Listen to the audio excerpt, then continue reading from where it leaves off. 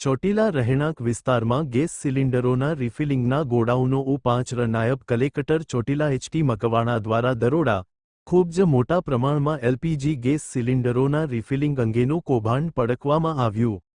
નાયબ કલેક્ટર ચોટીલા એચ.ટી. મકવાણા અને તેમની ટીમ દ્વારા ચોટીલા શહેરમાં ચામુંડા રોડ પાંચર આવેલ વારાહી ગેસ એજન્સી અને ગુજરાત ગેસ એજન્સીમાં આકસ્મિક દરોડા પાડતા ત્યાં રહેણાંકના મકાનમાં તદ્દન ગેરકાયદેસર એલપીજી ગેસ સિલિન્ડરના પોતાના જીવના જોખમે તેમજ આજુબાજુના રહેણાંક વિસ્તારના લોકોના જીવને જોખમમાં મૂકી તદ્દન ગેરકાયદેસર ગેસ રિફિલિંગની પ્રવૃત્તિ કરવામાં આવતી હતી, જે બંને ગોડાઉનમાં કુલ પાંચ ઇલેક્ટ્રિક મોટરોનો ઉપયોગ કરી આ ગેસ રિફિલિંગની ખૂબ જ જોખમી કામગીરી કરવામાં આવતી હતી. કુલ 1545 બાટલાના તૂટેલા સીલ કવર જપ્ત કરવામાં આવ્યા.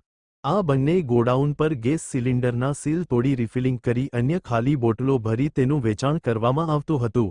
રહેણાંકના મકાનમાં કોઈ 5 પ્રકારની મંજૂરી વગર આ ગેસ સિલિન્ડર રાખવામાં આવેલ હતા. અહેવાલ જગદીશસિંહ ઝાલા, ચોટીલા.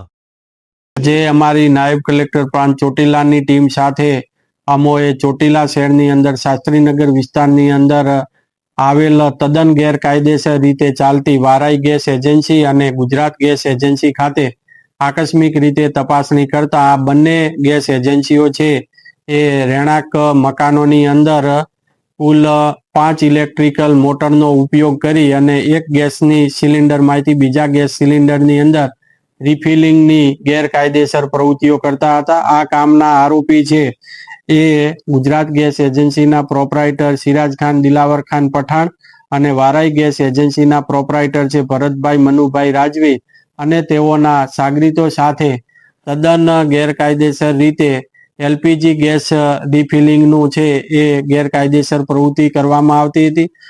આ ગેરકાયદેસર પ્રવૃત્તિ એટલી બધી જોખમી હતી કે તેઓના જીવના જોખમ અને આજુબાજુના રહેણાંક વિસ્તારના લોકોને જીવના જોખમમાં મૂકી અને આ ગેરકાયદેસર પ્રવૃત્તિ કરવામાં આવતી હતી અને સ્થળ ઉપરથી 1545 ગેસ સિલિન્ડરના તૂટેલા સીલ કવર પણ જપ્ત કરવામાં આવેલ છે.